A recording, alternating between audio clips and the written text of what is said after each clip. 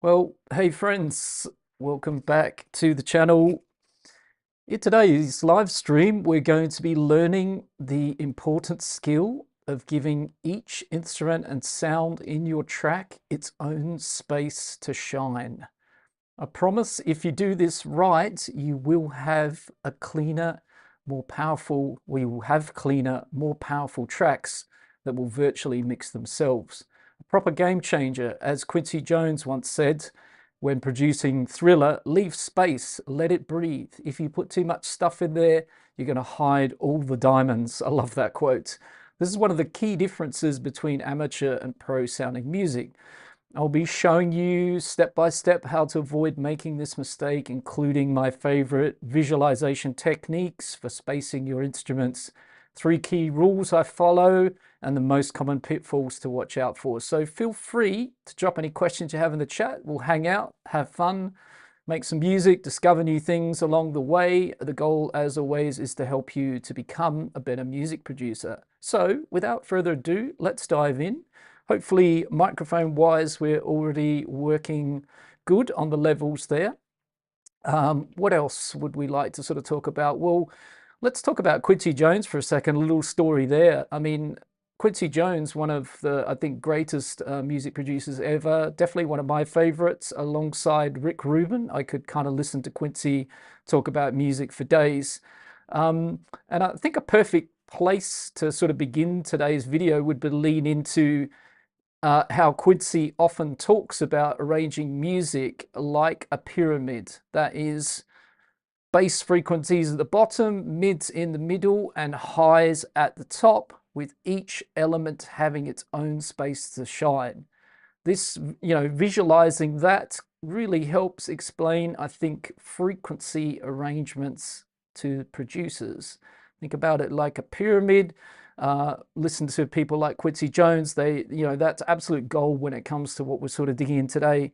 Very much just quickly looking today at the chat and comments. There was already a comment in there. Hi, Net Watcher. If you're in the stream with us, that's great. Already you've left a comment here in the chat. Can you talk about frequency overlap in mixing and using mid-side to advantage to spread parts across the stereo field without too much widening? Well, I don't want to, have to be honest, I don't want to turn it into too technical a mixing video today in live stream, but I'll definitely give you some pointers.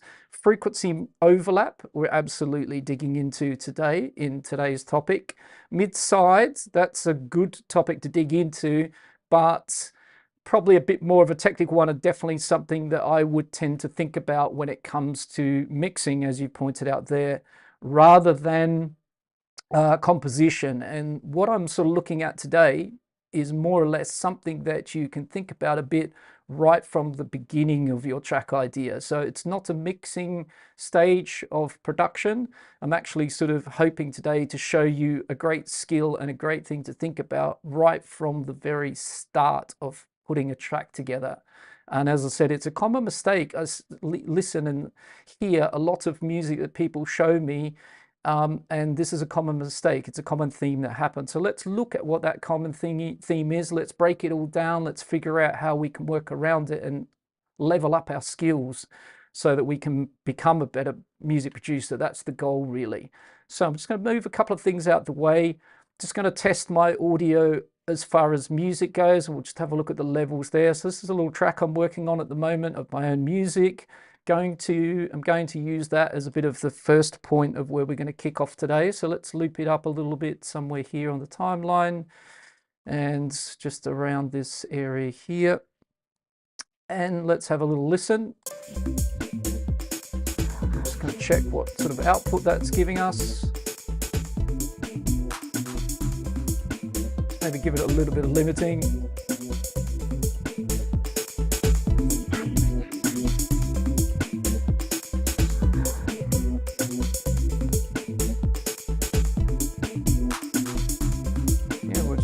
Down a bit. There's no need to push it too hard, but hopefully for you listeners out there that sounds fine and you can hear that's quite okay. Yeah, that's loud enough on this end. So if you are on the stream with me already, Do let us know or give us a thumbs up that the microphone's fine. Give us a thumbs up that you're hearing music. That would be great to know. Indeed, NetWatcher, a pyramid or a tree? Absolutely. So we've got this little track idea here. And what we want to sort of think about is, as I said, I'll point out as well that what we're looking at today in terms of like understanding what is a common mistake and how to avoid it, we're looking at frequency and pitch. That's what we're talking about today. So I'd like to think about the track in two axes, basically vertical and horizontal. We're going to be looking at the vertical axis of the track today, and that is sort of if we put a piano on the side, all the different notes on a piano roll, all the different pitches and frequencies we have available to us, rather than the other axis, which is an interesting one as well, the horizontal one in tracks, which is then going to be time, beats, measures, phrases. So we could perhaps unpack that in the future, because we can also pay a lot of attention in that area to getting things to sit together properly and work together really well, so your tracks almost mix themselves. Again, that's sort of like a goal here, something you can do right from the beginning. Now, I like music to be free and doing a lot of things really wild and creative and not analyzing everything, but I think it's really good sometimes to understand what we're going to look at today as well, so you can also apply those sort of that map things out, so they're going to work really well right from the start. So let's begin by, on the main or master track here, let's add a couple of tools. Let's start by adding a Vox and Go span. I'm sure many of you are very familiar with this plugin. It's my favorite. It's in the sense of having a visual frequency spectrum analyzer inside of your project, and you can put these on individual tracks or on the master track. Free download. You may have to sign up with an email, but I don't think so. You can head to Vox and Go. What I'll do is I'll put a link in the description of the video when I'm done, and you can just jump over there and grab yourself Vox and Go span if you don't already have it. I think Ableton has some analysis tools, but nothing like as good as the Vox and Go span. So let's say we're still in the same looped area of the track. And by the way, we've got how many tracks? Kick, bass, 2 basses, 3, 4, 5, 6, 7, 8, 9, around 10 tracks in the project at the moment. So let's have a look at what we're doing frequency-wise on the Vox and Go span. So what we can see here is all the different frequency that we're covering, from the very lowest of lows all the way up to the very highest of highs. And using a spectrum analyzer like this can tell us a lot about where we might have some areas that there's too much action going on, or where there might be some areas in the track where there's not enough and we could fill it up with more parts. A mistake that a lot of people do very often is to add more parts to fill out space, rather than perhaps making the parts that are already in the track stronger and better. And it's generally actually what we could take away that's probably the biggest asset to our production than what we can add. So we can see this track's covering a nice amount of the frequency range. We could see that we could potentially, like if we wanted to add a vocal to this track, we'd probably be quite okay to do that. We've got this nice bit of space in this 1 to 2K area, or 2 to 5K, all in here where our typical range of our voice sits. So this is frequency range, right? From the highest of highs to the lowest of lows. Let's think about that for a second. And let me just grab something that I kind of did prepare a bit earlier. And let's have a look at this. So hopefully you can see that first slide. Let me know if you can't. But this very first slide is taking a look at basically what we were just looking at, which is frequency, from the various low frequencies in our track all the way to the very highest frequencies. And what we're doing here is we're actually labeling the different bands. So this is a really good thing to unpack, learn and understand. And we can see kind of at the bottom the different frequency ranges and a bit of a label for what those bands are called. So the sub bass label, the mid bass label, the range of where those bands are, and the range of the frequency. 200 to 500 hertz, mid-lows, as it's often referred to. That's a fairly important band of frequency in our tracks. The center mids, the high mids, the low and mid treble, and the upper treble. So that's a really good thing to understand and learn about what the different bands are if you hear those names floated around on the internet, you'll understand what sort of range of frequency someone's talking about. Or perhaps you need to take a look at the, the mid-bass band or the low mid band. That's what we're talking about there. So when we flip our track, if we're looking at this and then we jump back to our Vox and Go span and we play that, we can see kind of, as we hover our mouse over here, we can kind of see up at the top corner here, the frequency, also the note pitch, and we can kind of see what's going on in those different bands across the track here, right? So when we look across all the frequency spectrum, we can divide it up into certain bands. Now, what's also interesting about that and important to learn as we go along, heading back over to these slides, let's bring up another slide. So we know that all the way from 20 hertz, which is down in the sub-bass range, all the way up to 20 kilohertz, where the very highest of highs live. We've got all these different bands in our track. Let's now say that we move to kind of looking at one of those bands. So in the 20 hertz to 200 hertz bands, that's kind of that very low bass, sub-bass, very low bass, and just a couple of images here just to connect with some of the things we might hear in those bands, typically instrument and sound wise. So, lightning and thunder is down in that low, but very low bass. Kick drums are absolutely down in there. Bass guitars are down in there, right? So this is another way to think about those frequency bands as well. What kind of instruments are living typically in those frequency bands? So if we go back to our sub bass and our low bass area, there's our kick, there's our bass line, etc. Right? I'm not going to have lightning in my track, I tell you the truth about that, but as I said, it's a good way to visualize those different frequency bands. Let's jump to another one. So now we're up into what we call like the low mids and the upper mids, and this is a fairly critical band because a lot of things live in here. We can have, some of our drum kit living in there, such as snares and claps and things like that. We can have our singer, some of the singer in that area. We can have guitars and melodies and trumpets, brass. So this is a big range. That whole slide there could be divided actually into two quite comfortably, which it is when we go back to the first slide. Let's have a look at the next slide again. And now we're getting up to that very upper highs. Diego, how are you doing? Thanks for that. You're very welcome, my friends. It helps us a little bit to visualize these things, right? So if we're looking at this last slide here, we can see that, again, we've got drums, cymbals, hi-hats, things like violins and strings, all the way up to those very highest of highs. So I think it's just good to understand and learn frequency all the way from the lowest frequency to the very highest, what kind of instruments live where in those frequencies, and how that corresponds to the track we have that we're currently working on. Where is our sounds and our instruments? Where are they living in that frequency map?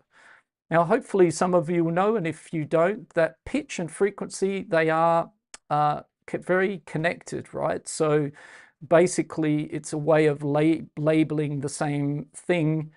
We can say, an A0 is 55 hertz, so that is the frequency of that particular note, and it's an A0, right? So there's a connection there. So sometimes we're talking about these things as pitches, so we might describe our chords, what notes they're going to play, but that would also correspond to frequency, so we could also check that in certain frequencies. So that's what we're looking at today. We're sort of looking at trying to unpack the pitch and frequency side of your track. As I said, that axis, not the axis of horizontal, which is much more about what happens over time. We're talking about what happens when everything's happening at the same time.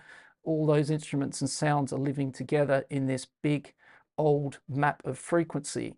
So again, if we now sort of pop back to where we started and we take a look at our Vox and Go span for a second.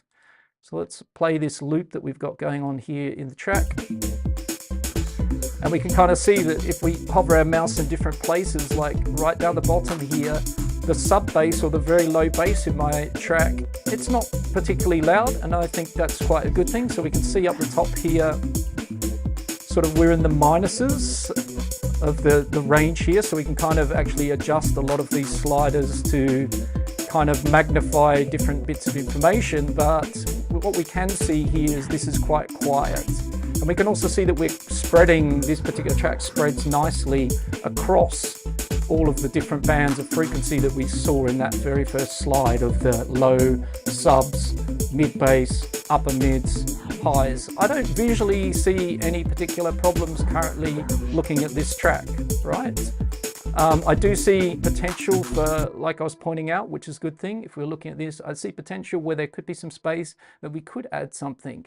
And we also could look at this and maybe learn that our track is too busy. So think about using this as well with reference tracks. I'm referencing one of mine, but you could very easily play a big hit in the Beatport Top 10 or whatever it is that you're, inspired by or looking at referencing. Put it through here, take a look at it and see what bands it's filling, how loud those bands are, and kind of use that as a guide to help you out a bit. So Vox and Ghost Band, it's great. It has a lot of tools here that we can use. So we can obviously bring up some different colors. I think the color I was using is pretty clear. So you can go in here and adjust things like that, so we can kind of make it nice and clear. But if we head to the presets tab over here, we can actually do things like you can focus in on just the low frequency here.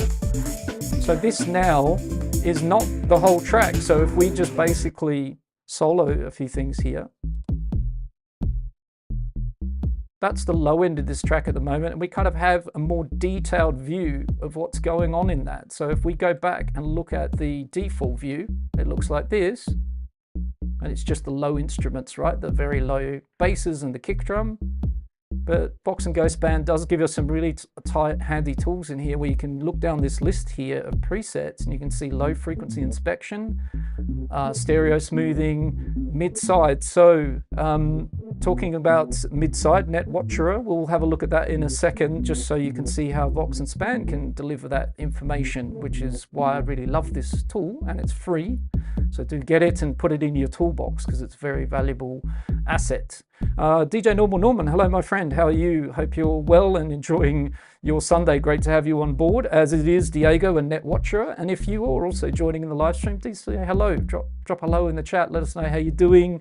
And if you have any questions, put them in there. So we can see here, this is actually pretty handy. So if we go back to low frequency, you can see it brings out lots more little bits of detail about that area. And again, you can use these sliders on the side here to sort of raise things up and go right in and hunt out bits of information. Now that's kind of not what we're trying to do here today, but we can use these tools to help us a lot. So I just thought to show you that as we go along. So let's do something else. Let's put our full track back in, and we'll put the Vox and go back to the default mode. So let's say we go to default, and let's unmute, bring everything back in.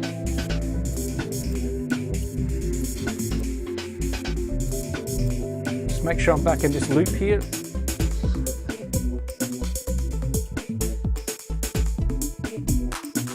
So this meter gives us a lot of information. What we could also do is, if we're just trying to listen again at the moment to the frequency of the track and the different bands all our sounds and instruments are living in, that's what we're kind of doing at the start of today's video. We're just kind of looking at that, figuring it out, seeing where all our instruments and sounds are, listening, using these tools to analyze that a bit. As I said, there's currently for me no faults I'm searching for here. I'm just trying to show you guys and girls out there how we can kind of take a look at this and maybe identify where something is working good, something isn't working. Maybe we want to put a singer into this track and we need to make sure we've got space in that band, and where are all our sounds living across the track. That's what we want to understand, and also understand that pitch and frequency, they are married together 100%. So if we quote a pitch, it has a matching frequency. And if you learn those things, it's very, very useful, because I've, memorized things like my kick drums, a G0 kick. My favorite kick drum tone, pitch,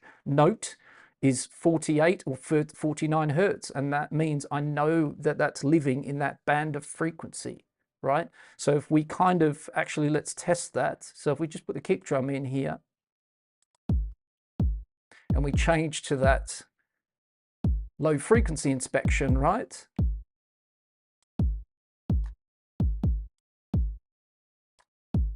And you kind of hover in to these sort of areas down here where the very lowest of lows are happening. You can kind of see in this track, well, maybe in this track, the kick is a G sharp, right? It's sort of suggesting it's a G sharp up here in the meter. But, you know, we can see that, and we can see it's the lowest kind of fundamental, generally the loudest kind of note in this image we're looking at here. Gives us the frequency, gives us the note, right? So a lot of valuable information here. So when you're trying to, you know, dig down into frequency and note pitch, you can dig down with things like this meter. And Ableton's EQ8 does this pretty well, by the way, as far as what I was just looking at. We could be doing that with an EQ8, right? So if you don't have Vox and Go Span, you could go over to Ableton, head to the audio effects category, grab ourselves our friend the EQ8, bring it down over here, blow up the spectrum analyzer section of the EQ8 so we can see the nice visual representation. And we don't really need any of the EQ bands switched on. We're just going to use it as an analyzer, and we can see again in here, if we hover over that area, we're getting, you know, again, some information down the bottom here, and we're pretty much matching with our G0, right? So I use the EQ8 very similarly an awful lot for its great spectrum analyzer, right? Just purely for that. So Vox and Go is a more polished, you know, version of that with a few more tools. But if you only have EQ8 today and you're wanting to do that, well, absolutely it works, right? So let's do something else. Let's grab ourselves the multiband dynamics compressor tool. So yes, this is a multiband compressor. What I'm going to do is I'm going to use it a little bit to help us kind of come back to what we looked at a little bit earlier. So let's just remind ourselves for a very small second back on this slide. And what we want to do actually is go back to this slide here. What we can do with the multiband a little bit is kind of listen to what we've got in our track going on in these particular bands across our full track. So this demo track of mine that we're using an example here, we could kind of try and listen to what's happening in the, let's say the low mids, 200 to 500 hertz, or we could listen out below the mid bass of 100 to the sub bass. So let's do a little bit of that, and I'll just show you how you can use the multiband dynamic tool. So, oops, we don't want to do that. So let me go back to my screen share. And let's go back to playing the loop. Unsolo the kick. And let's just make sure, I mean, you can hear with the multiband dynamics, we're not using it as a compressor, right? So we're just using this as a bit of a way to help us visually or hear these different bands, but we're not wanting it to do any heavy compression here or anything like that. So I'm just going to switch it on and off. It's pretty neutral. That's the main thing I want from it. This is just a little tool that I'm going to use just to kind of, as I said, show you something, and I'm using it in a way that, well, it's designed to compress different bands, but we're just using it just to get a bit of a feel for what's going on in the different bands. So let's say we've got Vox and Go up here, and just make sure we're in the default. So we're seeing right across the whole track, and let's bring our sliders back in so we see that again that way around. There we go. So we're looking at all of what's playing at the moment, all the different bands, lowest to the highest, right? Let's now go to the multiband, and let's solo just the low band here. And let's bring up, if you see here the low band of the multi-dynamic, you see it just below low, it says 120 hertz. Well, let's say that is the ceiling of how far the band is going from 0 to currently to 120. So we're in a band of sub bass to very low bass. And we can hear the kick and some of the bass lines in this track down in this band, right? It's not very clean and clear because it's a mixture of all those sounds, but it's that band, right? And that's all I'm doing with it today. We're not mixing the track. We're not going in to try and make sure all those sounds are working amazingly well in that band. But the good thing is, what I'm trying to show you and help you learn is that actually this track isn't mixed, right? And all the sounds are fairly distinguishable, and it's all working quite well because I planned that out as I was making the music, as I've been going along. This pitch and frequency, there's a plan going on. I'm not making the common mistake that we're going to eventually get to and break down. We're working on how to avoid doing that. So if I make the ceiling a little bit higher, so let's say we go up to 250, you start to hear a little bit more, and you can also type in there for sure. So we get to hit 250 and then return. So now we're going from 0 to 250, so you can see it's opened up a bit more in the analyzer. And then what we could do is actually put the low band back to what it was, which is default 120. Now I'm going to solo the mid band. And what we're listening to there is the difference between 120 now is the bottom of the mid bands and 2.5 kilohertz is the top of that mid band, right? So we're now listening again across a range, and we can hear in there the piano, some of the upper parts of the bass, we can hear the snares, the bass line, bit of the sort of little vocal FX-y thing that's going on in the track. So now I'm going to focus in on the mid-low band, a very tricky band in mixing or to get right, and that's 250. So I'm going to make the low ceiling 250, which I've done here. And now I'm going to set the high to 500. And that's the low mid band right there. So as you can see, you can use a multi-band dynamic compressor just as a bit of a tool to also kind of isolate those different frequency bands and have a bit of a listen into your track and hear what's living in there. Again, we're not mixing today. We're just trying to understand the role that frequency plays and your instruments and sounds when you map out the track. In a mixing point of view, this is all very useful as well. But in this case, we're just kind of understanding frequency bands, how we map out a track to kind of get everything to sit nicely together right from the get-go, right? So I'm going to turn that off now, but as you can see, it's quite an interesting little tool combined with the Vox and Ghost band. And what you can actually do, by the way, is rack this compressor into a rack, so Command G to put it into a rack, and then what you can do is you can actually duplicate it, right, and you can build different bands going down here. So we could actually label the very first one here like low mid, and that is the first compressor that I was using, which is between 250 and 500, and then I could switch that one off and turn on the second one, and we could go back to that one just being the low soloed, right? So this one could be low to sub, right? So you can actually make a kind of pretty cool little rack here where you can put a bunch of these in there and split up a few different bands, and you can go around listening to that. Now just be careful and remember it's not perfect at isolating all the bands. It's a compressor, it's designed to do compression. That's the disclaimer here and the caveat, but it is still quite an interesting little tool to help you learn this. And as I said, in the right hands, it can also be quite useful to figure out, oh, there's some sounds down in this band that don't belong there, so we need to do something about that in the mixing phase. So I hope if you're still here, NetWatcher, you're finding this useful, because this is absolutely helping about frequency lap and leaning towards things that you can do in the mixing. And if NetWatcher is still here, I'm going to now switch off this rack. He did ask previously, or he or she, I'm very sorry, not sure, did ask about mid-side, and I just want to point out that, again, now we're looking at the whole track spread across the frequency, that under the presets up here, we can actually use Vox and Ghost band to split that.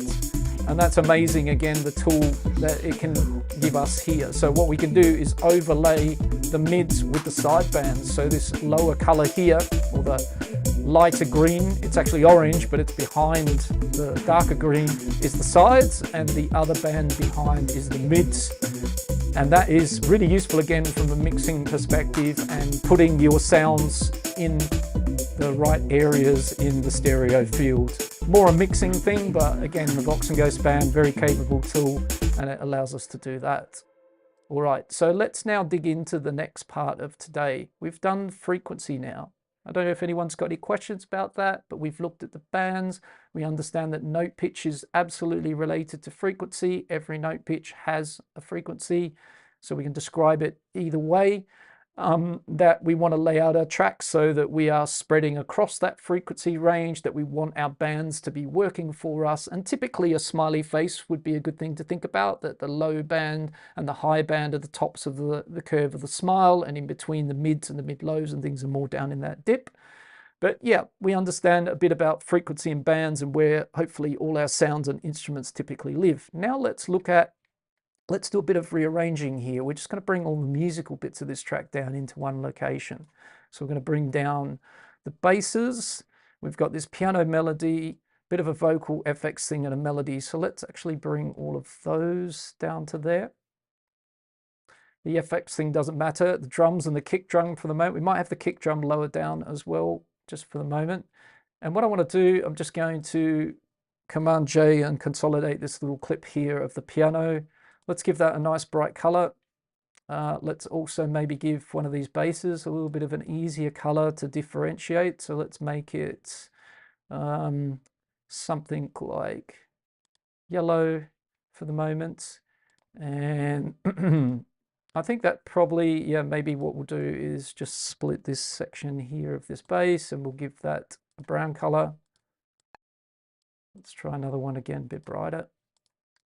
Okay, so if we open up, for example, and let's do this melody down here, we'll split that as well. So if we open up this melody here, what we can now see is if we put the piano roll right up to the very top, what we have on the left-hand side here is all of the octaves of our piano, right? All the way from the very lowest octaves or left-hand side, left-hand playing of the piano, all the way up to the right-hand, very far right edge of a piano, right-hand playing. We have 8 octaves here. We have minus octaves in this piano roll, right? It's -2 and -1. So if you were to buy the ultimate MIDI controller keyboard, let's say MIDI keyboard, it would have 88 keys, and that would allow you to go from the very lowest keys to the very highest keys and all the octaves in between. It's why you see many different MIDI controllers, keyboards, shall I keep saying, and they have 25 keys or 49 or I think 60 something. So that will give you the bigger the keyboard, the more octaves you can cover.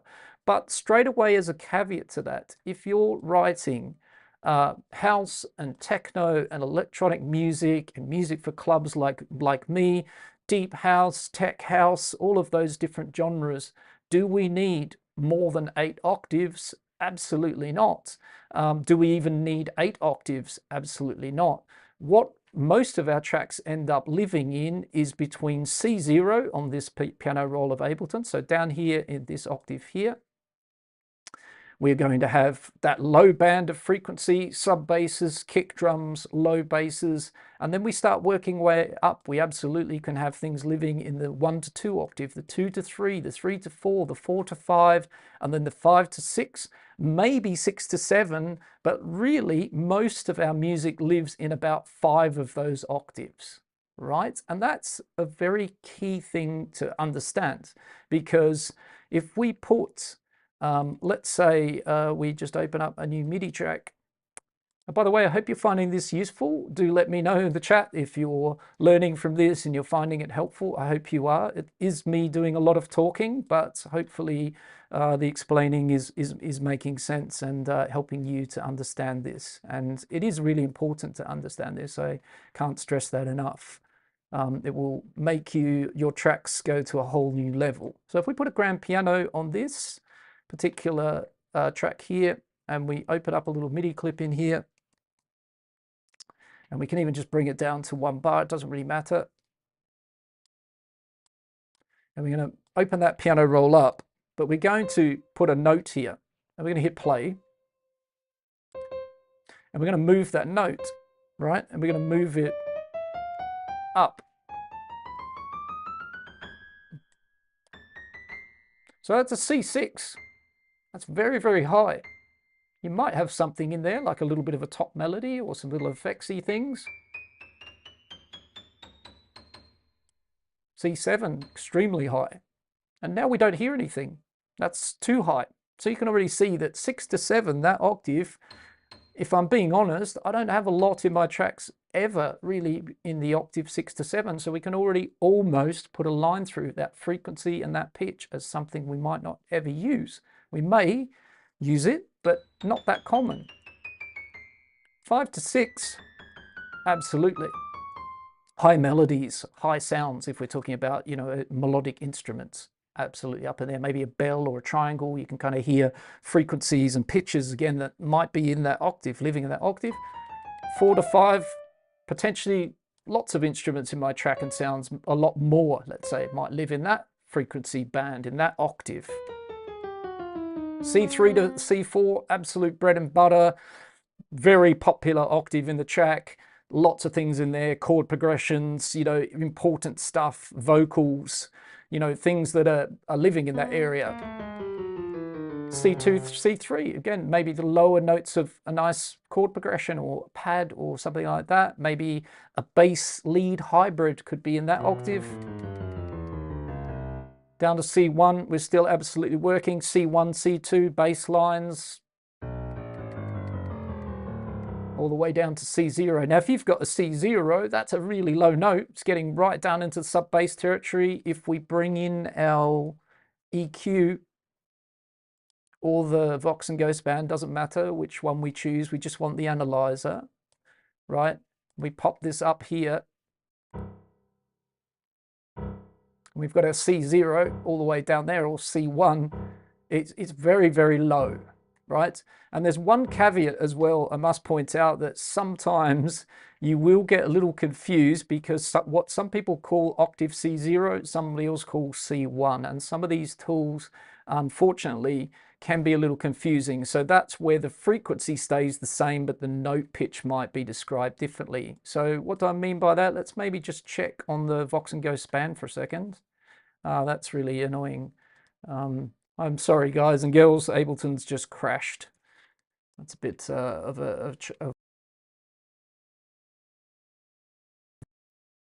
it will come back. Not sure what happened there, but yes, we want to try and recover where we were. So just bear with me for a second, folks. This has happened recently to me one time before. I know how to get things running pretty fast. So yeah, one of those things that happens sometimes doing something in real time. I'm just going to have a sip of my tea. All right, we're back here. That looks good. We're back here.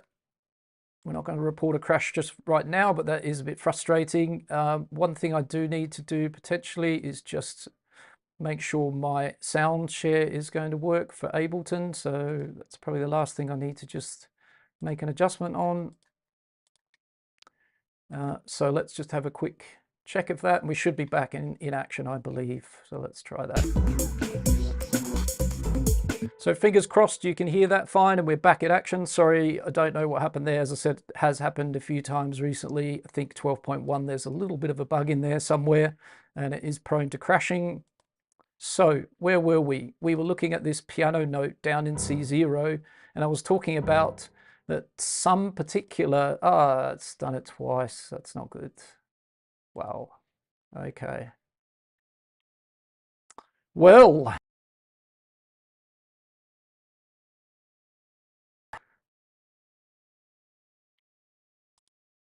we might have a bit of a bigger issue. Maybe that C0 note's blowing up Ableton Live. I'm not sure, but it is quite low. Let's see what happens this time around. With the reboot, again, it comes back quite fast, but I'm not sure kind of what is going on. So what I might do actually as well is make a quick save in a second so we can kind of come back to this in case something goes really wrong. Fingers crossed it doesn't, and that doesn't happen again. So let's go back in here again. We'll fix our audio. Apologies, folks. Out of my hands. Okay. So again, let's just test that we are with audio.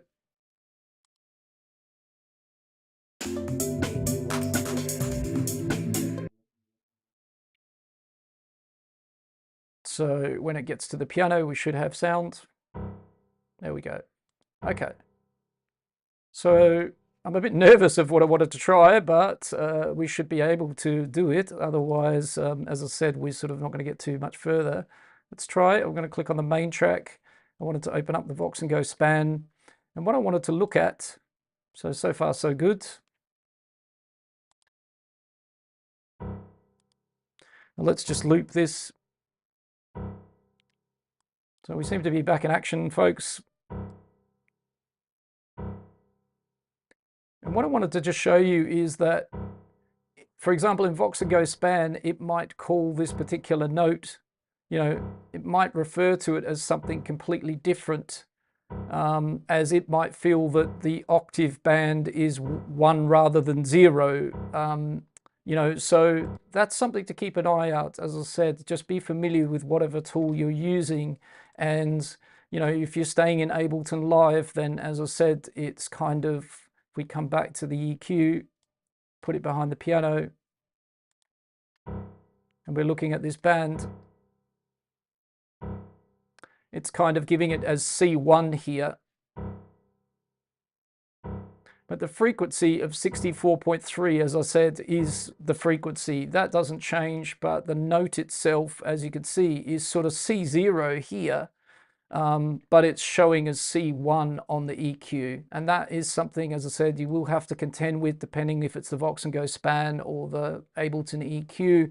Sometimes something will just be described as C1, but it's C0 in another device. That's kind of what I was wanting to explain before I had those double crashes. So we've got a C0 here on the piano. You can hear it super low. It is very low on the frequency. And if we go down from there, we're going to run into at A-1. After that, we don't hear anything exactly the same as the very top of the piano. We didn't hear anything once we got past the 6, the C6.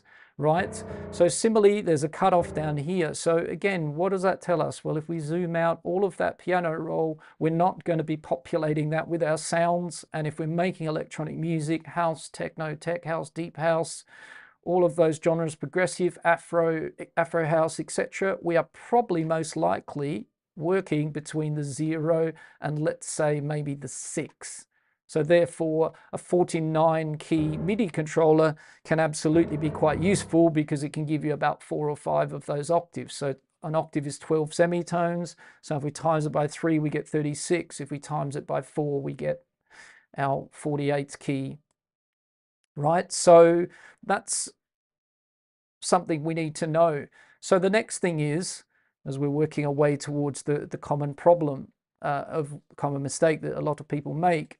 So here we have our track, all of the instruments and sounds that currently make up this track. So we're going to get rid of the piano for a moment, switch it off. We're not going to listen to that for a moment. Now we're going to listen to the actual track, and we're going to concentrate on the melodic stuff for now. We're not going to worry too much about the drum sounds, the individual drum sounds. We're going to look at, like, how much am I currently using of the frequency range of that piano, of those different octaves. So let's start with opening up just one of these clips. So here's the melody, and we can see straight away my melody is living in the band of 3 to 4, right? It's living in the octave of C3 to C4 effectively. If we hold shift while we're looking at this and we click another band, or another, track and instrument, we can now see that in this case of this track, the piano melody is also living pretty much in that band. It's a different rhythm. We can see that the notes are playing around and they're not playing on the same notes too much at all. So that's kind of good. They play together here, but they are dancing around each other a bit and sometimes playing together. And they're absolutely in the same band of the piano roll. They're living in the same space at the moment. What about one of these basses? So let's bring that down closer. Let's bring all these tracks a bit closer together. Hopefully, if you're with me with those 2 crashes and you're still sticking around, thanks a lot for that. I mean, as I said, I'm sorry, but there's not much I can do about that. No idea what's causing that. It's something that has been a bit intermittent here and there, and it is a bit annoying, but as I said, hopefully with an update or 2 or the next one, we will be without that issue. So let's now have the melody again.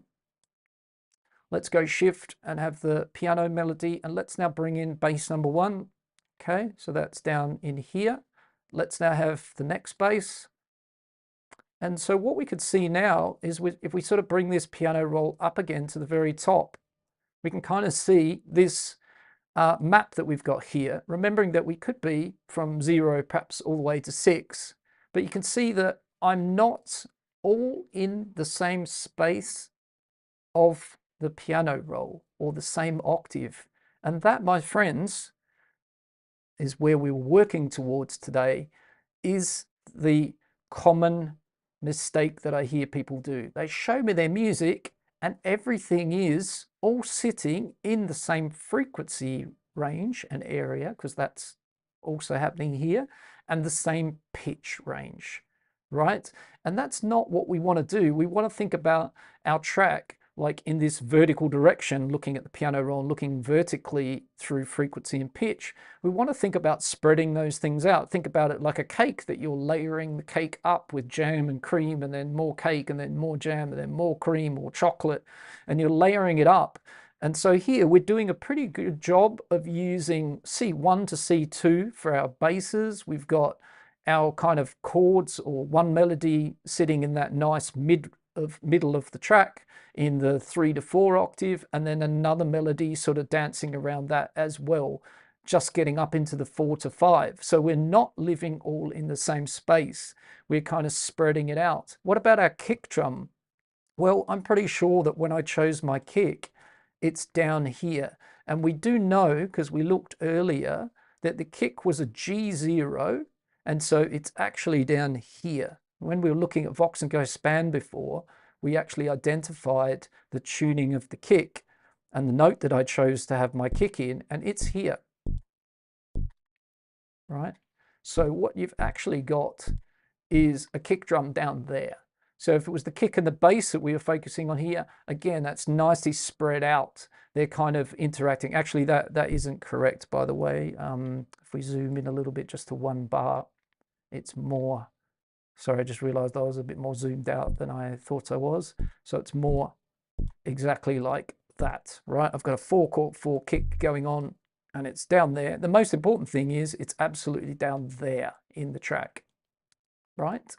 And so that means, as I said, there's been some thought gone into using those octaves, using the space of the frequency and pitch to spread my sounds and spread my instruments across that area. And that's the huge tip. That's the common mistake you don't want to do. You want to kind of not have all your sounds living in that same space. And I hear that a lot.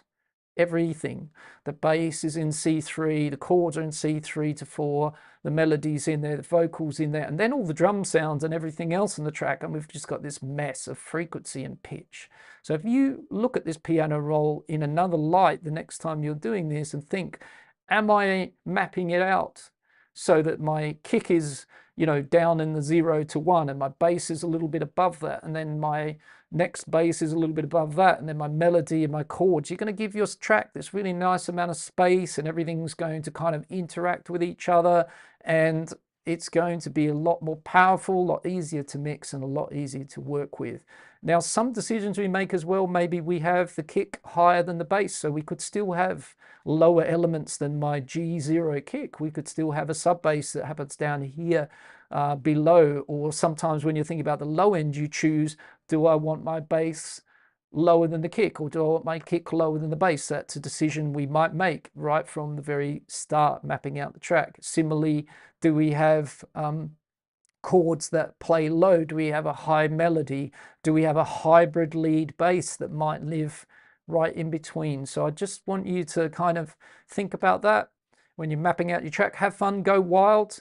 If you make everything and it's all living in the same octave, but it all sounds great, amazing. If you make everything and you like how it all sounds together, but you might think about changing that relationship between things, moving it up and down an octave, try that, because you might find the simile to moving things around. Suddenly everything sounds more open and more unlocked when you take that melody and you push it up to another octave or push it down one way or the other.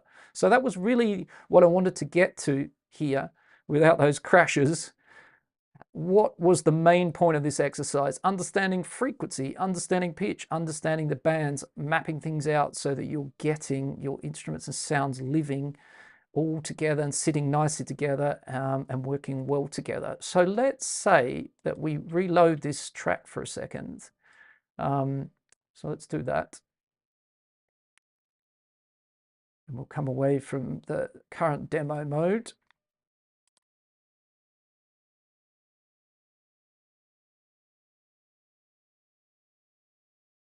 And we'll start again, just for a second in here. And then I think we should make some music today. So again, if you're still around here in the chat, well, and in the live stream, again, apologies. We had a couple of crashes, might have kind of ended up losing a couple of people here and there due to that. If you can't jump back in, amazing. Thank you for doing that.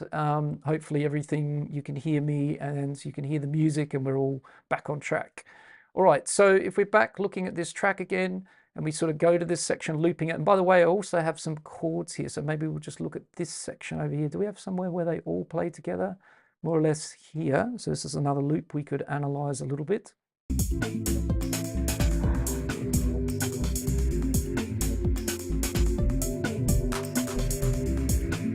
So let's just do a little bit more analysis. Let's bring the basses down. Again, just close by, because it's much easier to do this when you bring everything kind of together in the same area. And let's say with those two are colored, yeah, probably the colors are good enough to mean that we should be able to see everything okay. So let's open up the piano here. Slide ourselves down a bit, shift select that piano chords, shift select that bass, shift select the bass, and as you can see, they're all showing up together in this one big MIDI clip, so we can see the relationship of them all, and we can see again we are covering 1, 2, 3, 4 octaves with those different parts.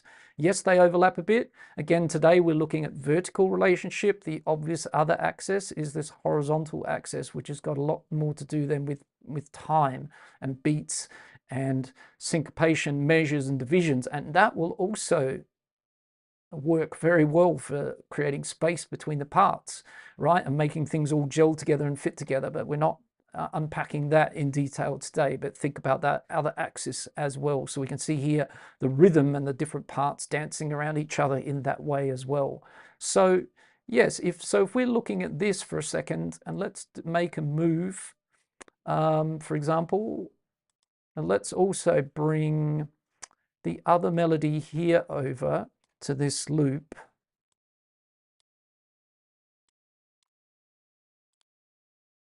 I believe if we put that in as well, we're going to end up with a bit of a mess already.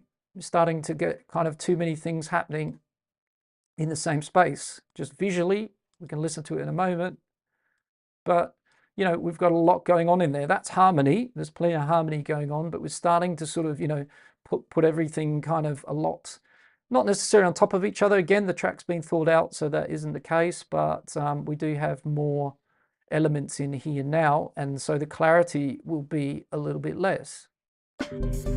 Let's bring all of these things together into a listening point of view.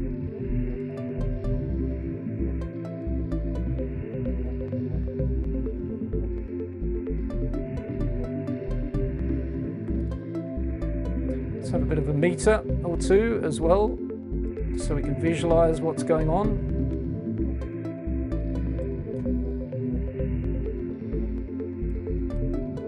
So what this can tell us is that currently, you know, that's where all of our music is in our track, and it is going all the way from 10K up here, just a little bit, all the way down to 20 Hertz, so down in the sub range. But we don't have it, we could spread it out more, right? Looking at that. So for example, if we sort of pop into here, and we take something like these chords here, and we move them up an octave.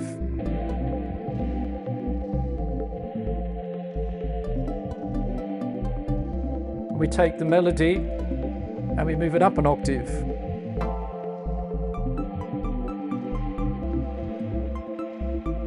So we're changing that relationship now. So if we put that back in and we look, we can now hear that we've spread things out.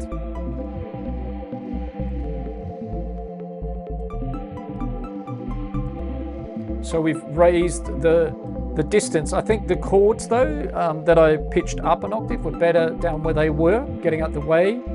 I like where everything is in this track, but I'm just showing you that sometimes doing what we just did, or what I just did, could be the answer to spreading your track more out across the frequency and across the range that you've got to play with. You've got 8 octaves, as I showed you, to work with.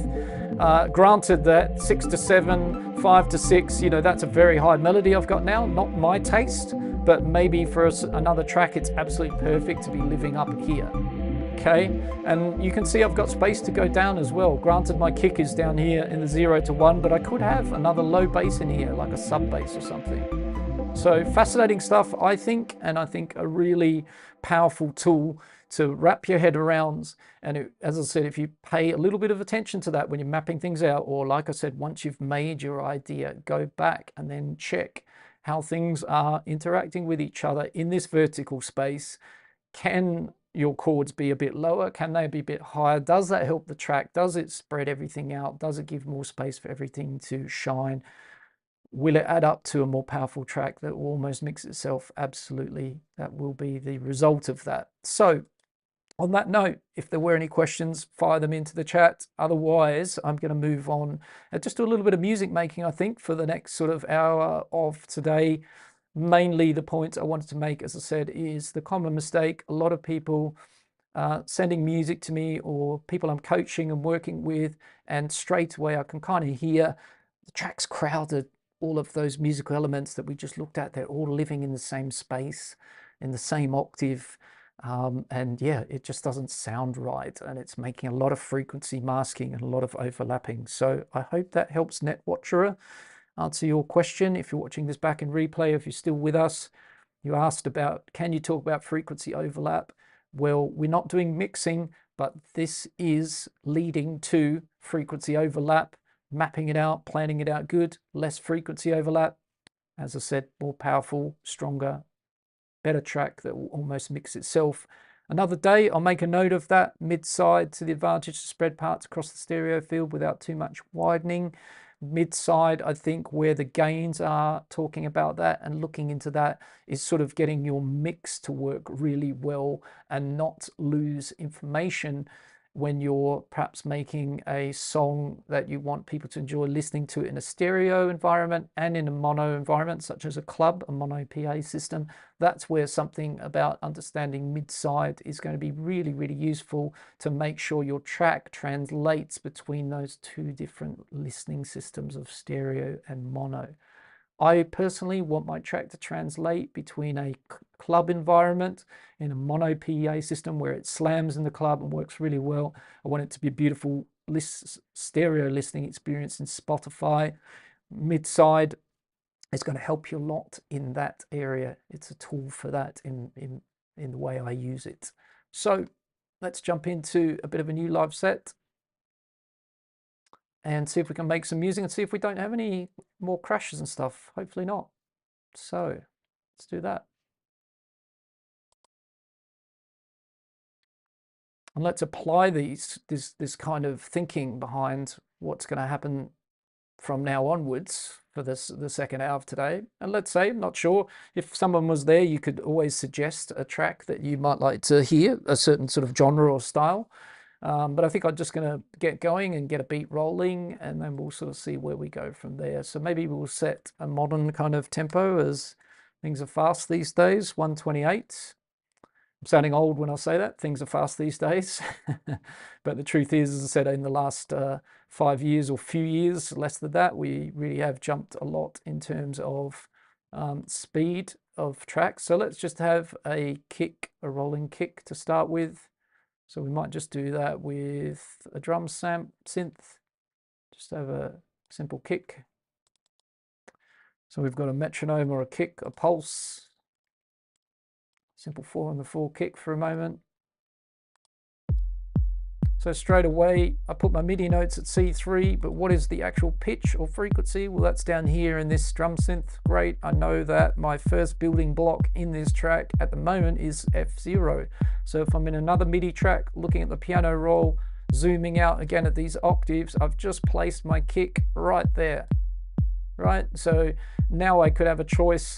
Would I go lower than that F0 with the bass? Does the F0 fit with the scale and key that I might start working with? These are great questions. It ties into what we're looking at today. So currently my kick drum is sitting down there in terms of pitch, frequency, tuning. It's F0, right? I like G0, so I'm just going to adjust that a bit. There we go, right? I might adjust that again in a moment when I have maybe a key or a scale going on. So that's a great way, I think, to sort of look at that. So let's maybe say that we perhaps have idea for some chords. Let's say, what chord progression might we do? Sort of something a little bit interesting.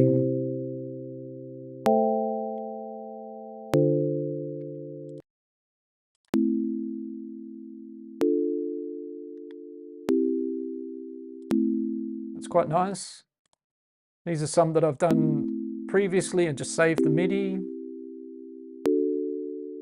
Just stepping up.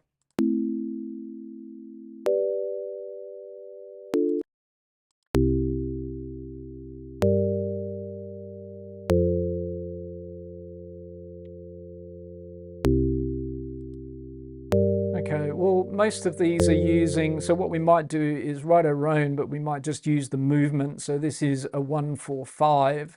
So maybe we do a 1-4-5 chord progression, but we just choose a different scale. So maybe we have something like, we could do F minor or G minor perhaps, or D minor could be nice. Let's maybe have a D minor today. And so let's do the 1 chord. And then we're going to do the 5 chord. So we're going to jump up to the 5th chord, and then we could do the 4th chord over here.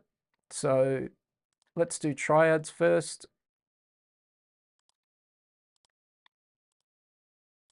Okay, something like that.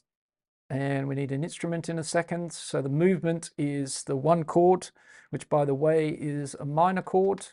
And then we have another minor chord with the 5 chord, and then we have another minor chord with the 4 chord. So all minors here, so that will be a little bit sort of more sad and a bit more moody.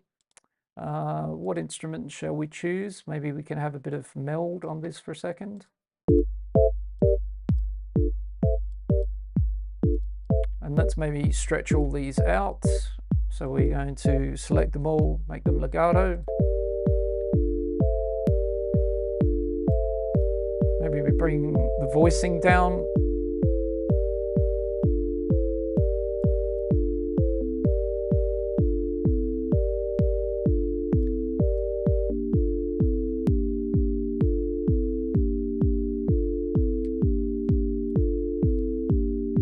And what we've got here now is we know already, and this is what I mean about sort of mapping things out a little bit as you go, is again, we have a kick drum. And I chose a moment ago to make that kick G0, it's sitting here. So these chords currently, when I just revoiced them a little bit, they're now sneaking down from the 3 octave into the 2. So they've got some lower notes as well as some, you know, notes sitting up here. So we could, if we turn them into a 4th chord, then we start like, you know, heading up and populating more of this octave, right? So could be quite common for me to have a chord that's living where it is. Let me just do that. All right, let's do that again.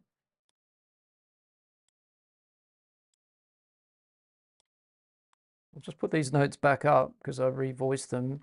So let me just start with the triad again. I'm just going to turn it into a 4th chord before revoicing it. Let's do that with this one as well. So if we put those 2 back up, and then we put the 7th on the top, right? So they're 4 chords. So this chord hasn't changed, but these chords have now got the added note. So you can see we're stepping, if we don't revoice the chords, we're now moving from the 3rd and 4th, this octave of D3 up into D4 and 5. But if we sort of revoice the chords a little bit, and we keep them all sort of in that same octave. The main reason for revoicing isn't so much to keep them in the same octave, it's to try and sort of like have common notes, such as this, where we're sort of gluing the chords nicely together. They change without big abrupt jumps. So that's what I'm kind of doing there. If we look at this chord to this chord, we've now got a common, let's just go back there, we've now got a common 3rd, but this is the 2nd note of this chord, so it's sort of where this position is. So if we bring this note down, wrong way, so we want these 2 to be the 2nd note, so we actually need to go that way, or one more down, sorry. So one either there or this note here. So I'll explain what I'm doing in a second. Now we've got this sitting in the same section of the chord. So we've kind of revoiced it so that we've got the notes in the same position. If we put that note there, as you can see, it's in a different position. All right, so let's have a little listen. We might bring this note down because I think it makes more sense. Let's use some of the new tools in 12.1 to adjust this a little bit. It's going to transform. Let's have chop.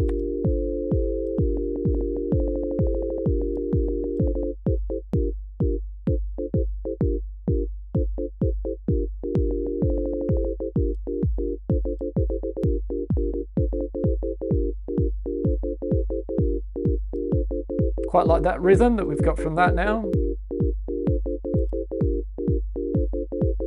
Let's do a little bit of work on the sound.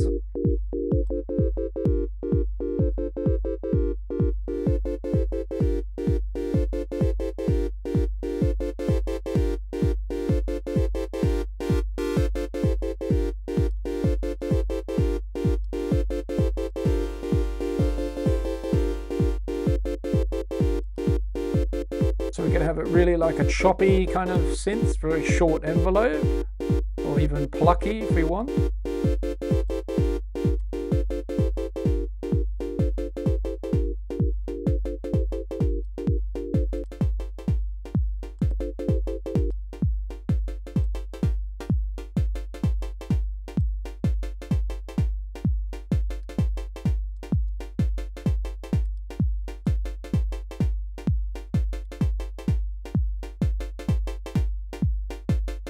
Just a very basic starting point, right?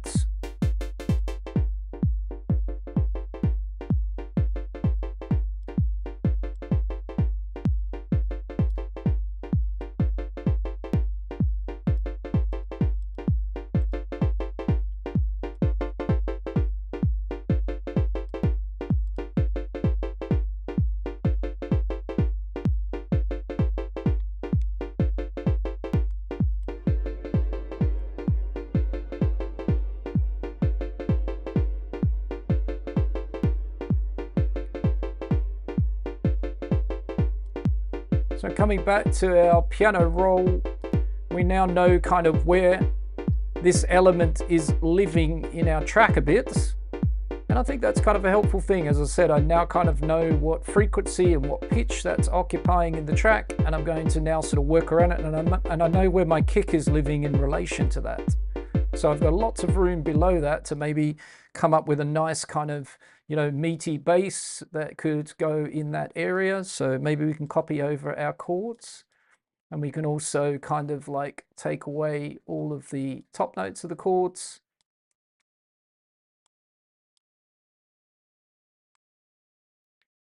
Right, and this is the root note of the chords, which is kind of something that could be a bass, and so we can bring that down, and we can bring it all the way down to here, and we're still well away from the chords, and we're still away from the kick. But if we go down there, then we're now absolutely playing around with, you know, where our kick is. It's sitting here, so we'd just be below that, but that would be a very low bass. So perhaps I'm going to start with it around about this position here, and then we'll see how we get on. So let's just give that the same color. So hopefully you can see now there's a bit of, as I said, you don't have to get too analytical about all of this, but I do think it's good to hopefully follow along what we've looked at today and then tie all this together about thinking about it, because the truth is this is going to end up with a very, you know, good result by kind of thinking about this as you go along a bit. The desired outcome is going to be good. So let's just have a simple bass sound for a second. Could, again, probably end up making our own, but just something to get rolling. Let's maybe just hear the chords for a second while we do that.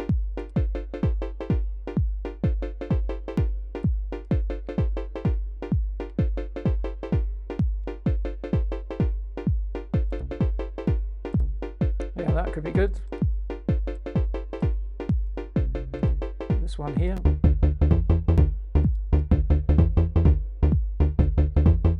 What we could do is we could consolidate, not that. We could join all these notes back together again and start again a little bit with chop. So we could kind of, you know, one at a time, put these notes back to a sustained note. And it's following the root note of the chords down here. So we kind of know that that works. Although I do like, actually, maybe not. Maybe we'll leave it like that and then we'll just chop from there. So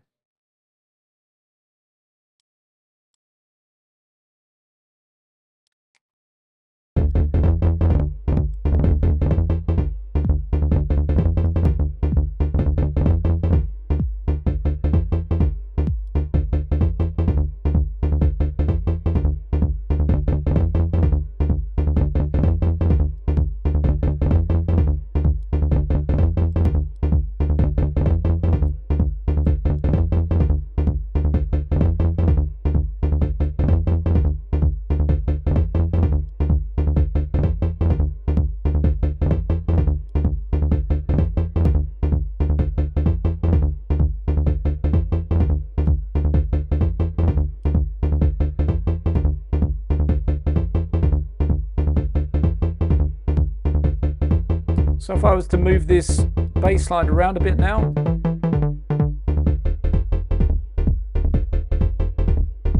that is just muddying up the kick drum as it's down fighting, arm wrestling with the kick drum at the moment. So up here, our kick drum is working again. So that's what I'm talking about, understanding, like mapping out. And if we put this bass and we lose our chords, they're no longer sounding particularly nice.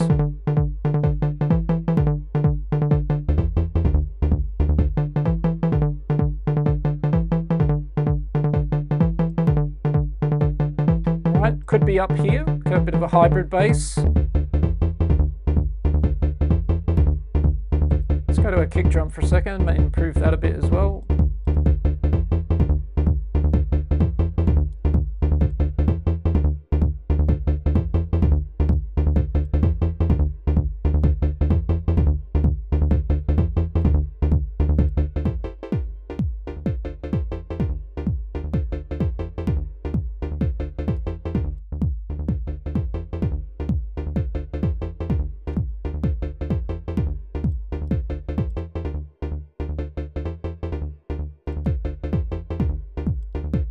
So we've got a bit of a housey kind of vibe going on here at the moment.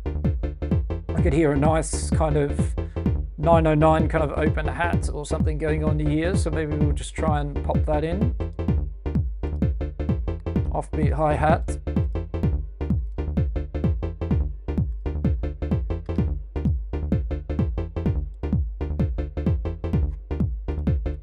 Have a look for one of those. 808 or 909. Let's try 808 open first.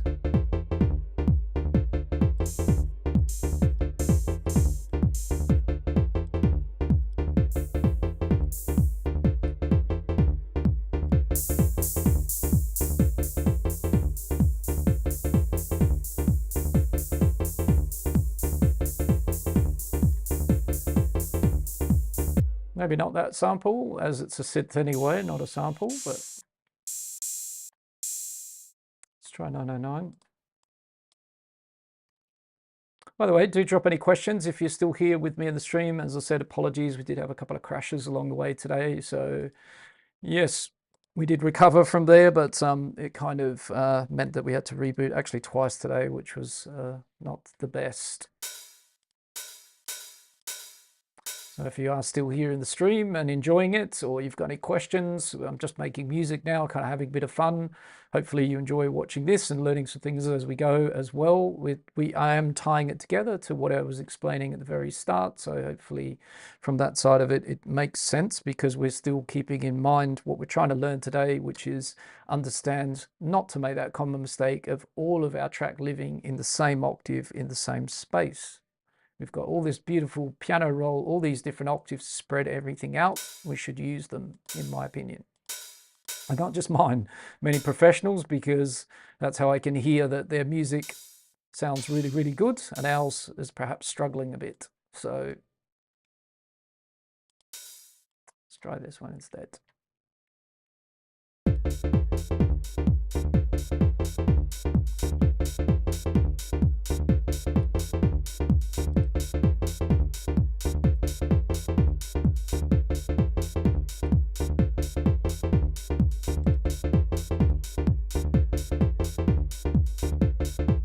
Let's maybe extend this bass line.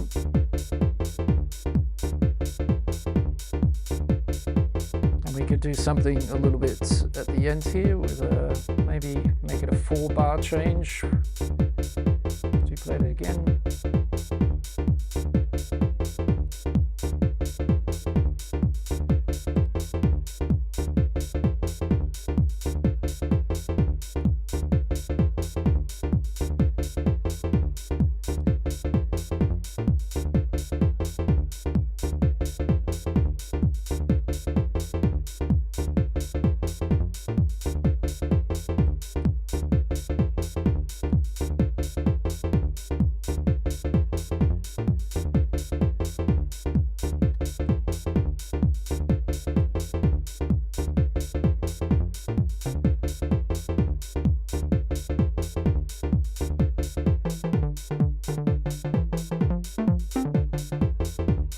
So I still like my bass down there in that frequency, same with the chords. So if I go to the chord track, which is the meld, and we move the chords down, again, we're playing around with these octaves and frequencies. So now we're moving the chords close to the bass.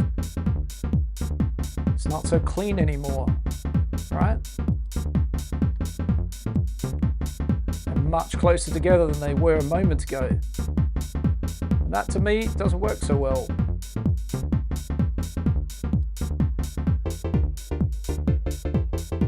If we want, we could try a lower note on the bottom of our chord, play, skip, play, so extending our chords down, or we could take the D down and we could have this octave covered with another note from the chord, so we're spreading the chord out a bit. That is possible, but we're again nudging down into that frequency where our bass is, and that's something we should be perhaps thinking about in terms of, you know, what we're actually doing there, and does it sound good?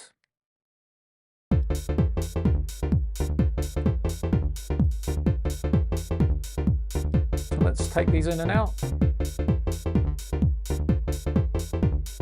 Yeah, I personally prefer them out because again, I can hear with my ear that we've got this kind of nice bit of space between the chords and the bass at the moment. Okay, so let's have maybe a little bit of some sort of kind of melody that floats around these chords a little bit. So again, similarly to how we kind of got the bass going, let's maybe have some little passing notes in and around. So if we were to kind of add the chords on the top here, let's try and do this where we don't, so we can kind of take the bass out of this clip, don't need that, or those lower notes. We're going to add the extensions, so we've got the 7th, this would be the 9th, and let's move it over and let's have it in between. So if we kind of change our grid size a little bit, let's have it like that, and let's do one of those for a second. Let's have 7th of the 9th of this chord. So we're kind of going to get the same notes actually, because I voiced them out quite well, right? This would be obviously a different note. So if we were putting the 9th on this chord, so let's do that.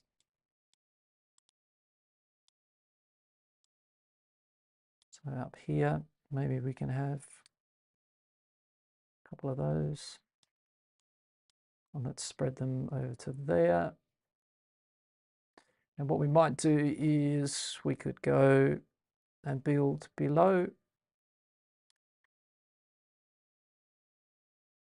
Would be one option, but actually, again, I think what I'll do is I'll just use some other notes in and around the chord. So we're going to bring in some of the other notes of the scale. So we've got the root note down here, but we want to sort of build on top. So these are using 9th scale degrees of the chord we got. I'm kind of thinking to build a little melody in and around. So I've got a 2nd from the scale in my melody here.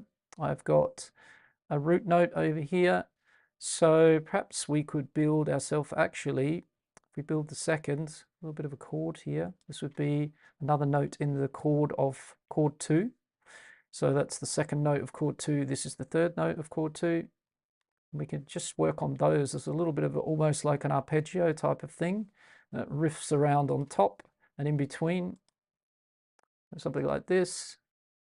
We'll obviously have a listen to it in a moment, and just working around those 3 notes. So we've got the E, the 2, the 4 up here, the 6, back to the 2, a bit of the 6, and the 1 around in there. So all of these notes muted, that's our chords. Just trying to make this kind of little idea that might dance around that. Might do this another way as well in a moment, but we might just, as I said, just try this out, see what happens. So we're going to clear that search. We're going to look for, say, maybe analog.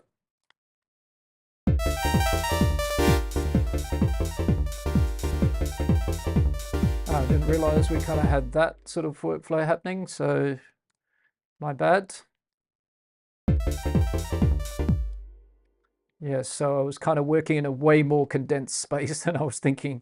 So what I might do, actually, change of plans there, as that wasn't well planned out because I wasn't looking at the whole clip. Let's try something else. Let's actually, this might be good also for learning, because we can do this in a way that, we tie it all into what we're doing, what we're looking at. So let's go to one of the new packs in 12.1 with some sequences in it, some really tasty ones. And let's grab one of those. And let's see if we can come up with a bit of a sequence.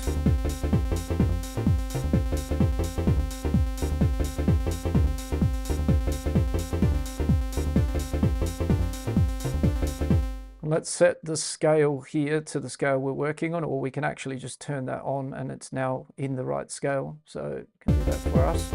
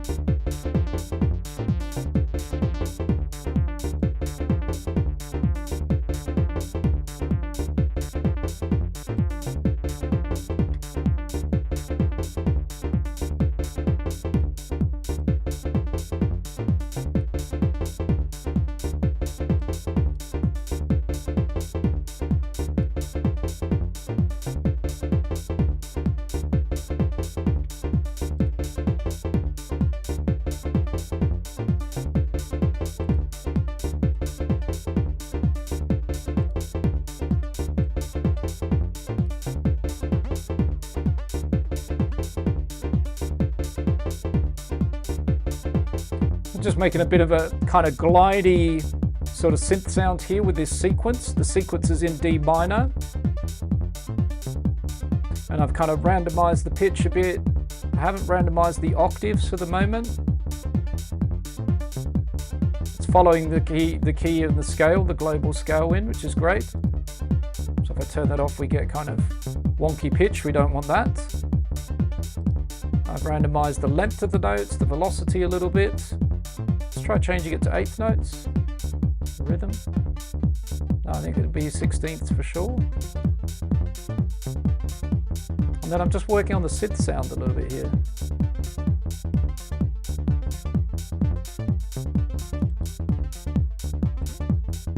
So the thing is, my ears are kind of tuned to listening to when I can hear something starting to not work so well because it's living in the same frequency.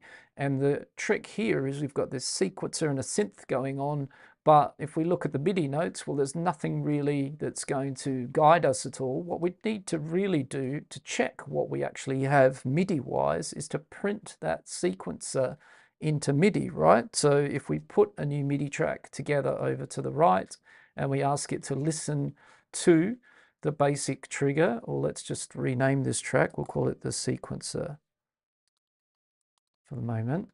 So if we ask it to listen to that for a moment, and it's in, and we arm it to record, we can start sort of printing that MIDI. But I could hear a moment ago when I started messing around with it. So where did my, hang on a second, sorry, wrong track. So we want to be careful here. So let's go back a few steps here. My apologies. That happened from me not already doing some good homework here, which is to label things. So let's do that while so we don't run into that again. So hopefully my bass is still there. It is. That's great. And that is actually my bass line. So let's make sure we're aware of that over here. And my kick over here, just give it some familiar colors as well. This is a hi-hat. So let's label that as well. Okay, this is currently some chords. Crods, I'm not sure about. Chords would be better. And then this is going to be a bit of a sequence. All right, so the concept's still the same. We want to print that sequence in a moment so we can kind of get a feel for where it's living, but I can kind of hear that potentially, depending on what I'm doing in the synth here. So if I pitch the synth itself up an octave, it's pitching the sequence up and down octaves.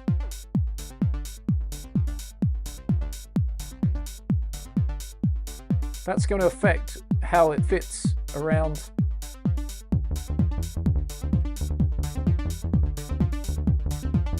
my bass and my chords.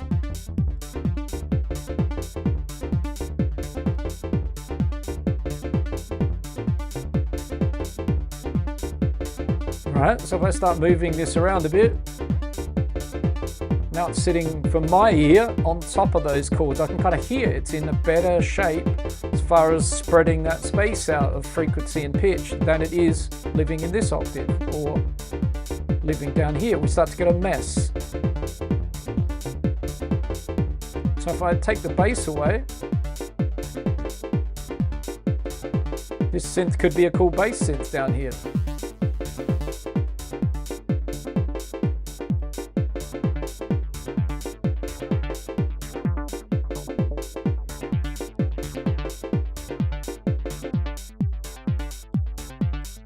So the sequence works as a bass sequence if we want, or a little bit in the mid-range, or a higher sequence, right? So if we want to keep our other elements, it's starting to my ear to sound better up in that range that I've got it. Just moving the synth itself. If I leave the synth alone, then I could play around with that inside the sequencer as well. As I said, I haven't actually changed the octaves at all. So I haven't sequenced the octaves. I've sequenced the pitch, the velocity, and the length in the sequencer. This nice new sequencer from Ableton, by the way. So yeah, mainly the differences are the difference in pitch. And yeah, so if we want to sort of see how that fits visually, we're learning and we want to sort of check that, we're not sure, we don't hear what I hear, then we can always open up a new MIDI track. That's what I was trying to do earlier. And we'd ask it to listen to the sequencer, turn it to in, arm it. We don't need to hear anything, and hit play. We start printing that sequence, right?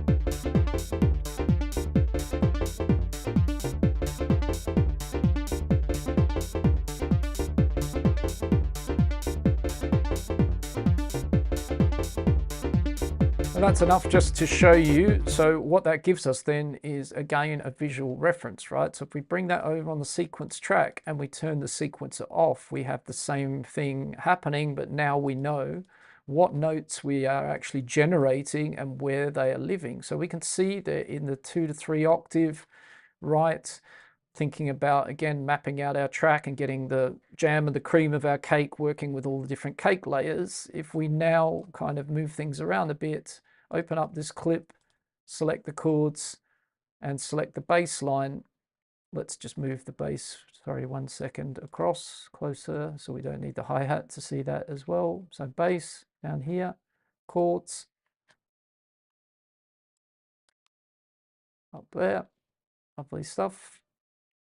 They're occupying that part of the piano roll and that frequency and that pitch, and now we've got our sequence sitting in that area there, and that's something I can hear, right? But now we can visually kind of see it, and that's, if we pitch the octave in the synth up or down, then we start to move that. If we pitch it up an octave, it's absolutely going to end up where the chords are, right? It's going to jump up into this octave. If we pitch it down, it's going to end up going down into that bass octave. So right now, it's sitting in its own little space again, right in between.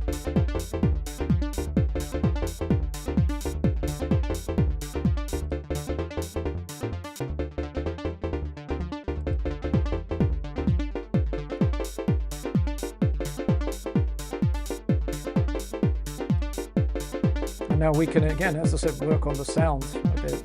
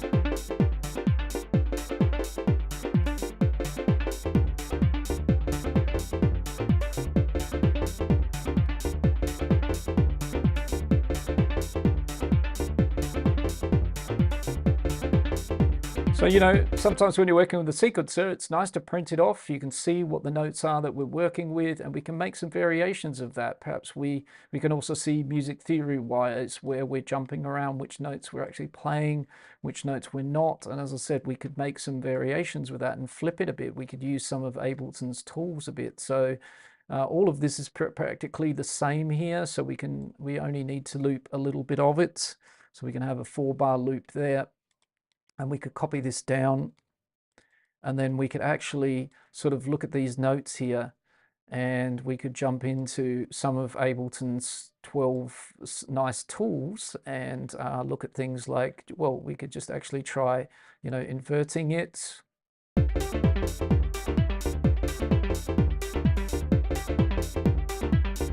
it back and try reversing it as well. Invert was successful. Maybe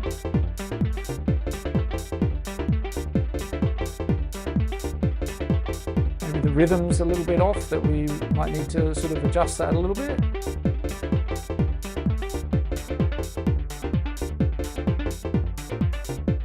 But we could start sort of flipping it and turning it around, because we've printed those notes and turn it into something else. There's a lot of tools there where we can kind of work with that. So we might try that in a moment, come up with a variation or two. Let's call that number 1. And let's sign that color down. And this clip here, we don't need anymore. It was going to be if we were building something from the chord progression. In this case, we haven't done that. We've sort of come up with a sequence using a sequencer.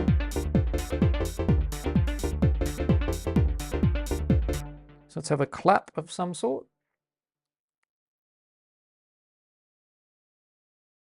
Command F, let's get stuck in there.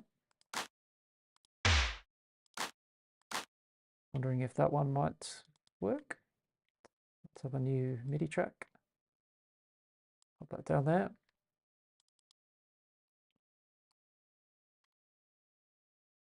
If you are in the stream, by the way, do say hello, introduce yourself, say hi, how you doing? I hope you're finding it beneficial and you're taking some things away from today's stream, learning some things.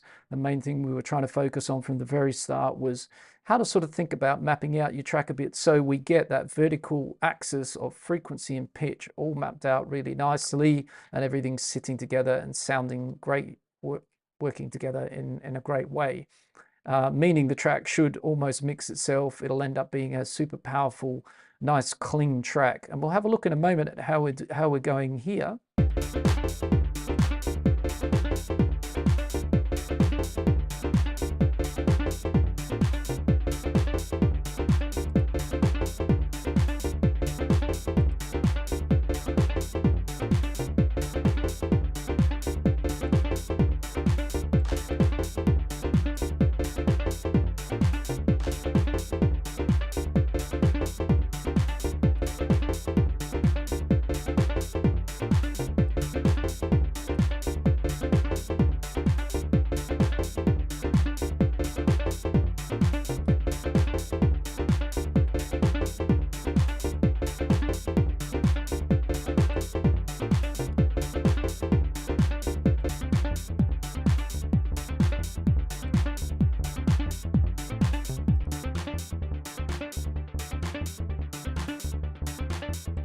Work on this bass sound a little bit.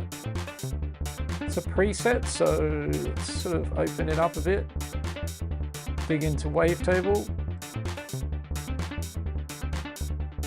It's quite an unusual envelope.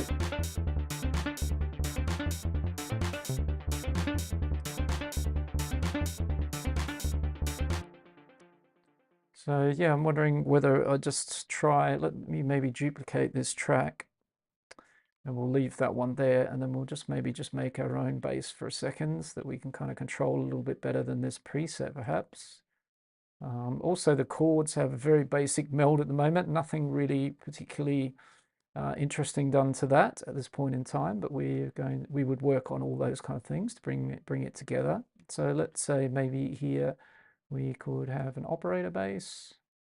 So let's put that on this one.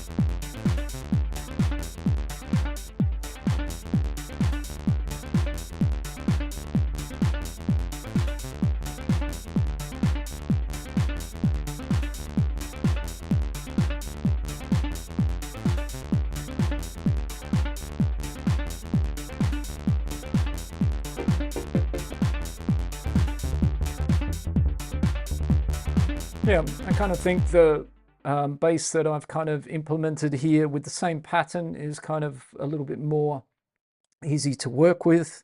The preset was good to get started, but I've now kind of changed that just to a basic operator. It's played around a little bit with the oscillator type.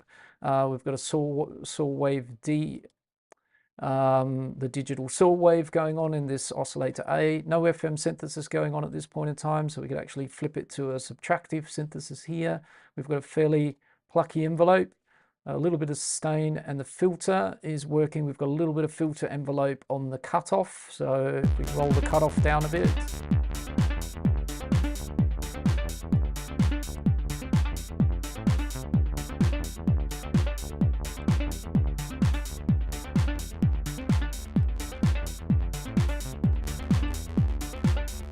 Could dirty up this bass, I think, a little bit.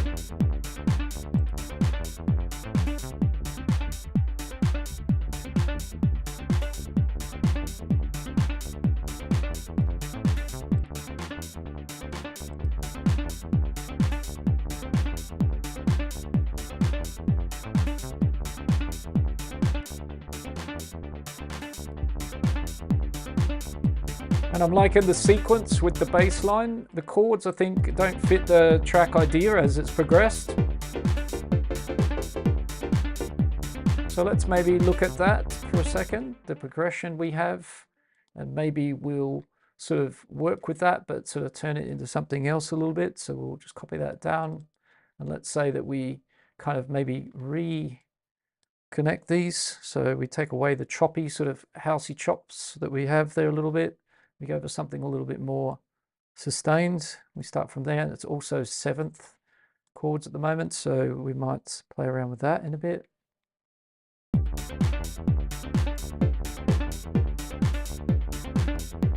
So let's stop this for a second and let's make ourselves a lot more length to this clip and spread it right out, our different chords. Let's move these over. And turn them into something quite different. Let's maybe have them changing on the bar for the moment. Let's try that. Legato. Not quite. Let's say here. Okay. Do it the old school way. We might have this chord.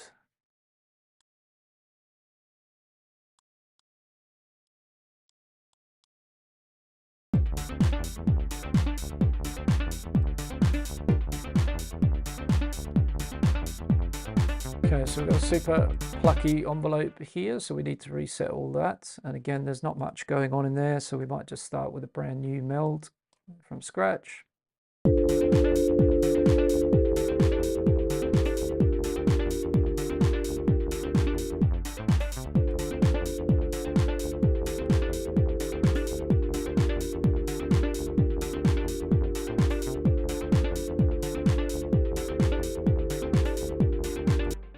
We might make these change a little bit different, or maybe implement some rests so that they don't change exactly on the beat. Bring in a 16th or an 8th mode maybe.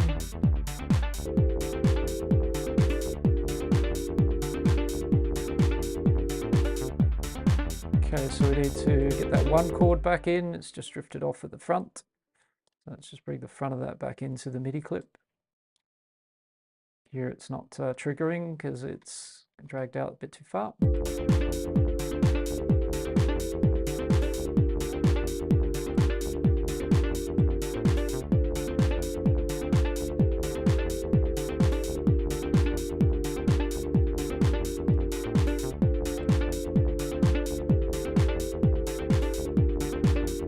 Let's try some passing notes maybe between these chords.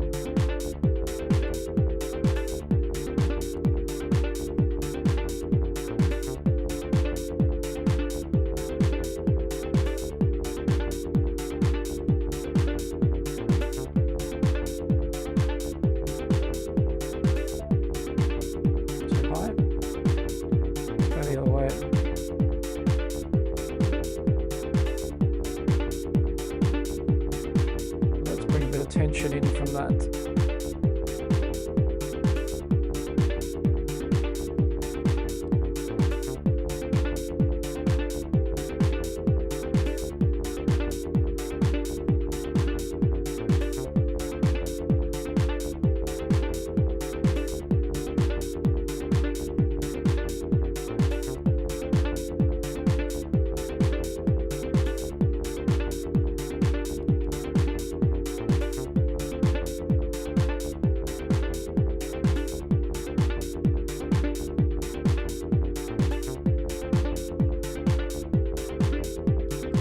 Okay, now let's work on the sound a little bit on these.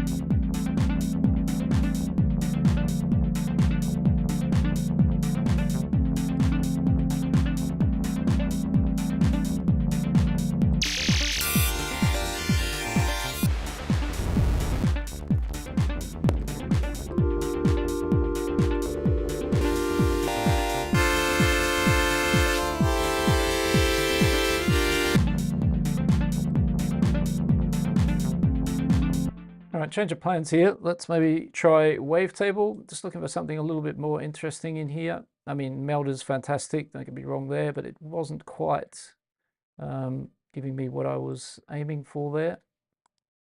Let's just see what's happening there for a second. There we go. So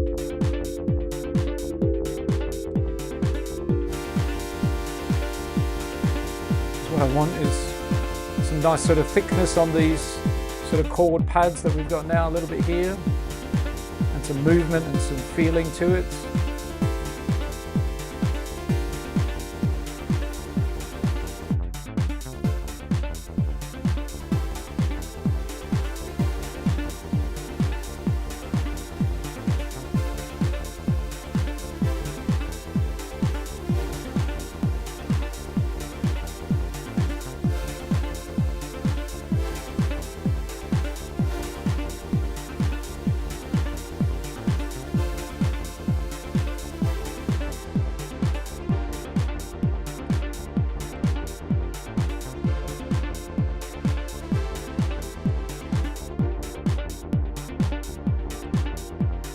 Now let's try and find some more interesting shapes here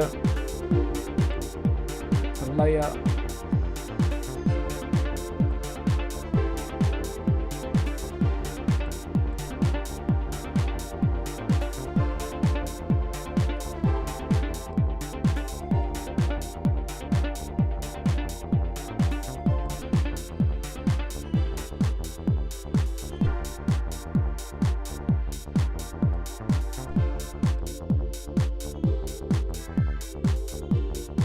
Get more into some of these guys.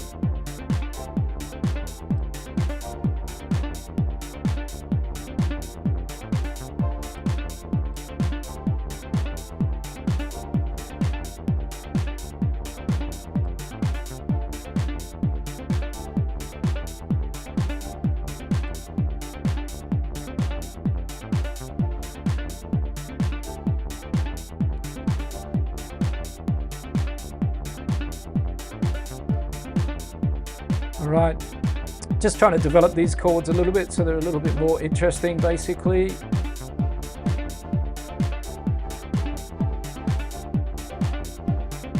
Bring some more movement into them, just trying out a few different ideas.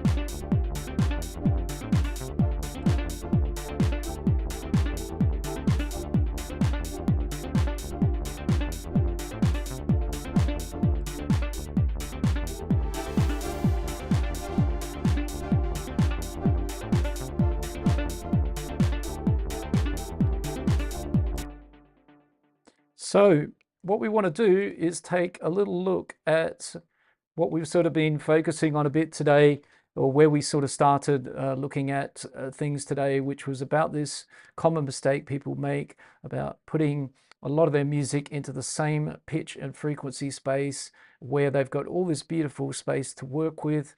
Think about it as you're mapping out a track, working on a music idea. Have fun, express yourself, put all the parts together that you want, play everything and record away. But if you do that, maybe step back. You don't have to be, as I said, as analytical right from the very get-go that everything needs to be placed scientifically. But I think it's good that if you can train your ears also to hear when things are all sitting on top of each other and everything's very crowded, that you can go in and start to move things around and spread it out so that your sounds and instruments fit together really nicely and come together nicely.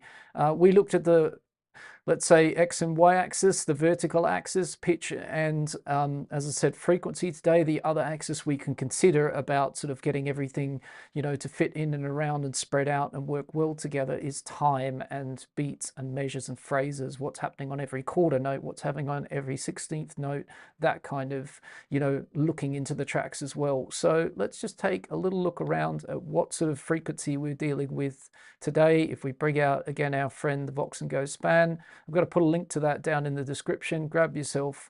I'm pretty sure it's still free. An amazing plugin really for the fact that it's free. And I think it gives us something that the Ableton interface is lacking in terms of a very good visual representation of the spectrum analyzer. I don't really use the spectrum analysis tools of Ableton apart from the EQ8.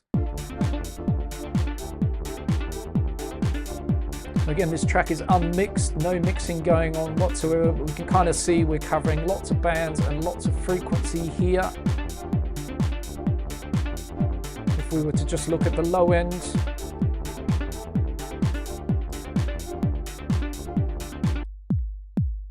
that we currently have.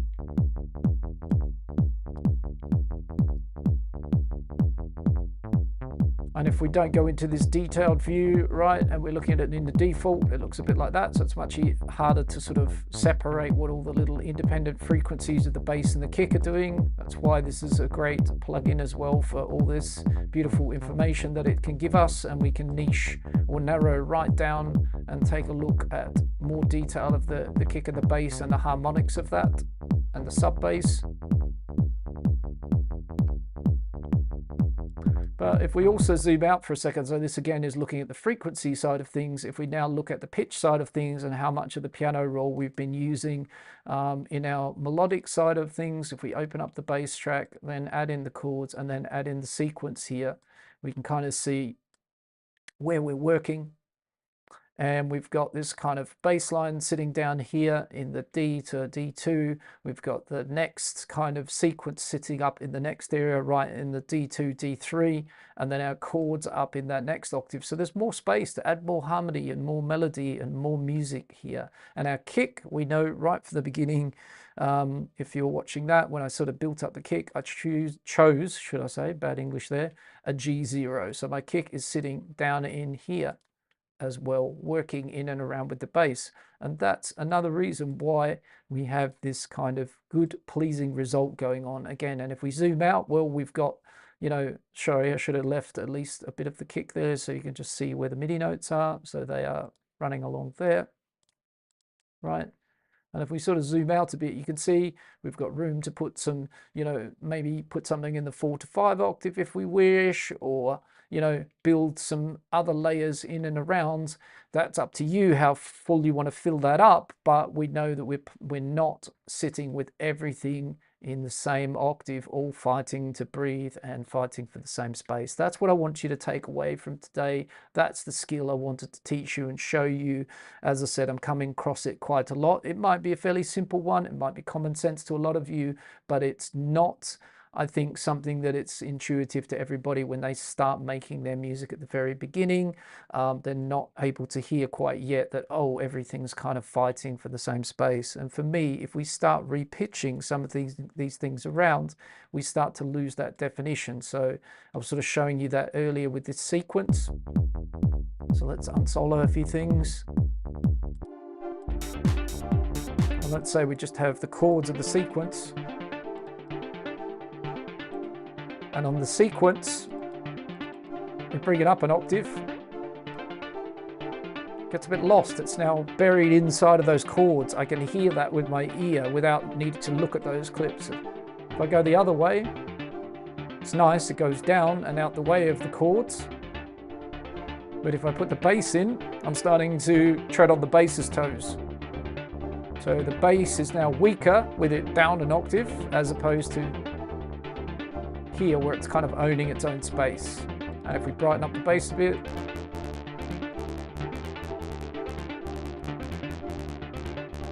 right, so if we include the y-axis, we can work on that as well, and as I said, have things syncopating and working around each other. But this axis is really important for deciding where your instruments and sounds are going to live.